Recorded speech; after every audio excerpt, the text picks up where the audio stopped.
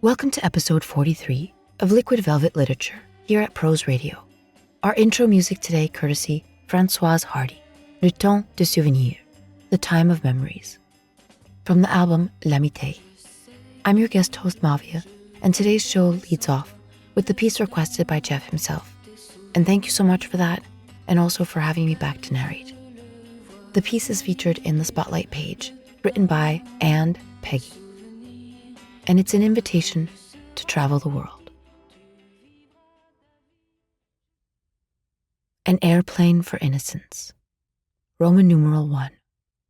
The ticket slightly bent in the corner, swathed like an infant, in the uncracked royal blue of the passport. My shoes, practical, black, plain, squeaked and slid on the slick floor, chased by the rubbery wheels of the old suitcase I had borrowed from my grandmother. Languages burst the dry air like promises, eating up the plastic tables, the overpriced chocolates, and the electrical outlets no one could find. Then I would hear it lounging in the corner, dancing in front of my tired eyes. La belle langue. And I would breathe a little faster, because demain it would be mine. Our flight came at 7, 19 heures, just as my eyes were beginning to water. The carpet was gray with specks of dirt, and as I walked I thought, Tu me manques le monde, donnez-moi l'avenir. Pendant que mes empreintes trailed like ribbons, I settled into the stiff plane, my heart comme un oiseau, ready to leave, ready to fly. Demain, je pensais, l'avenir, c'est demain. Roman numeral 2. First, it's London. The girl beside me turns her phone to the window, her nose pressed against the plexiglass, as she takes a time-lapse of our landing, the gray of the city, the dusty trail of the Thames bleeding together. Then Zurich.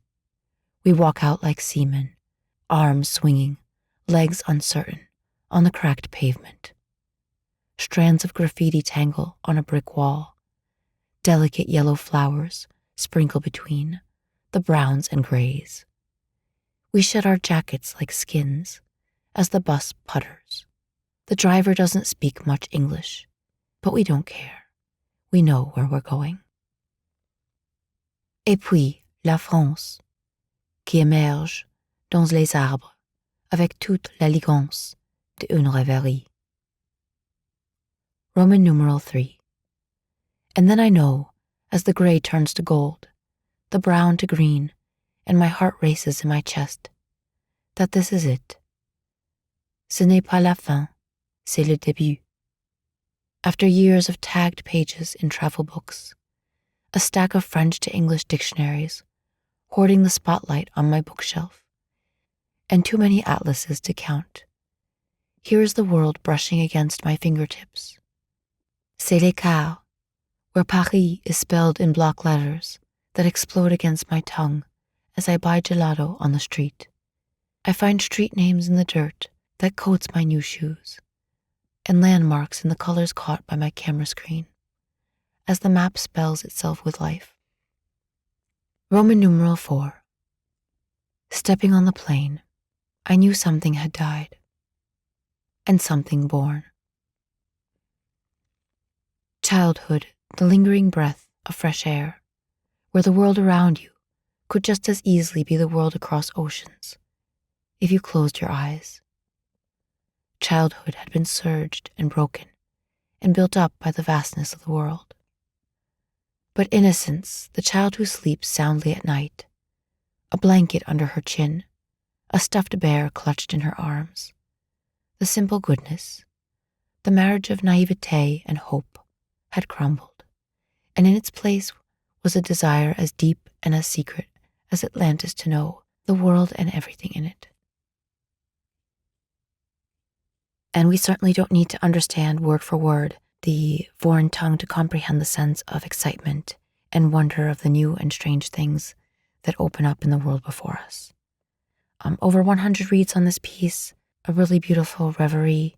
Thank you so much, and Peggy.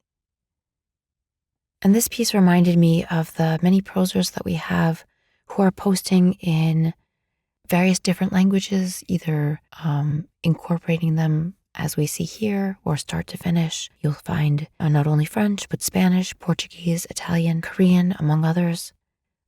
And on hearing this piece as an upcoming read, we did have an additional request come in for Mnezz, and I know that Jeff has an intention to feature that writer sometime in the future, but I pulled up a couple pieces in the meantime.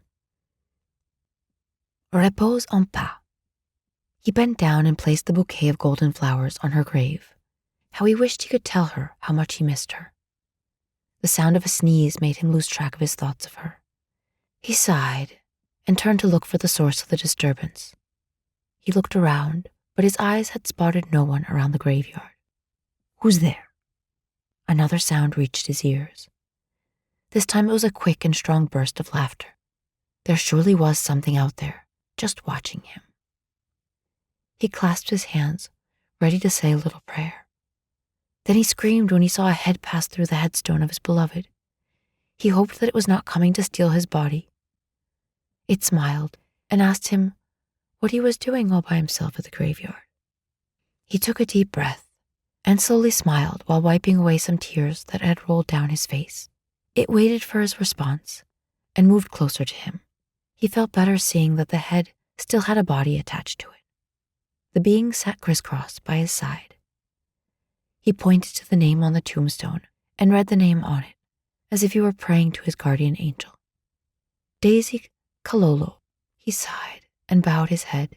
The being watched him and looked at the name. It moved its hand pointing at Daisy's name and said, "Is that a flower's name?" This made him laugh. He had asked her the same thing. Daisy had introduced him to the world of flowers, but before he had met her, he could not tell the difference between gardenias, chrysanthemums, or petunias. Thanks to Daisy, he was somewhat of an intermediate flower expert. Not only could he tell you the different flowers that he knows, but he could now also share how to take care of various types of flowers. Yes. The being pointed at the flowers and asked, "Are they daisies?" He shook his head. No, these are her favorite flowers, known as tulips. They are also known as wild tulips. They're pretty. Thanks, that they are. The being sighed. What's wrong? I have never received flowers from anyone that pays me a visit. Oh, he said, as he pulled a wild tulip from the bouquet and handed it to his new pal. The being opened its hands and happily exclaimed, "Thank you." From me and Daisy.